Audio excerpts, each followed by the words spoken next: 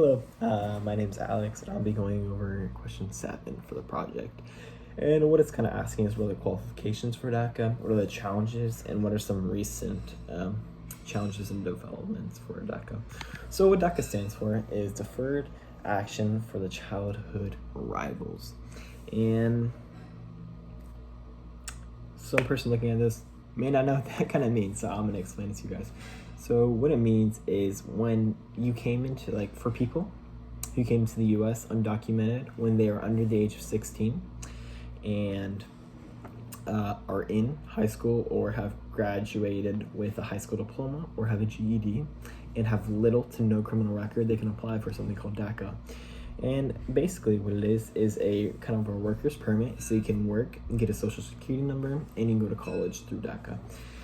It's kind of a way for the government to tax you and to see you or document you. And when it came to be, it was during kind of President Obama's, it was in between his term, and it was during 2012.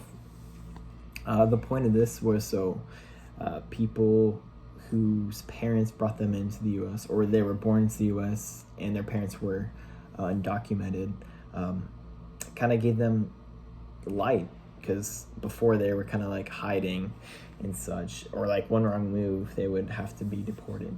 But this allowed for them to work and get a social security number.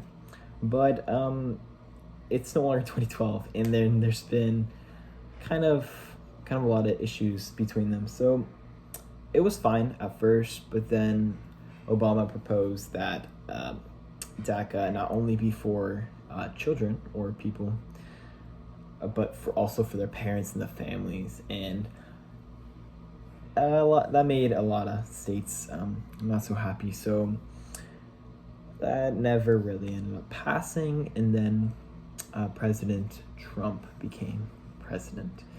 And so he was very anti-immigration, and he tried to stop DACA or eliminate it completely. Through a lot of lawsuits, it never actually went away. But today, to apply for DACA, you cannot do that. You can no longer apply for DACA. But what you can do is renew it if you are still in it. But it's kind of a pain these days, where the renewal process is 1 to 2 years. And another thing with it, it's like you have to check up kind of every 120 to 170 days after your renewal, which is quite a pain for people who may not, or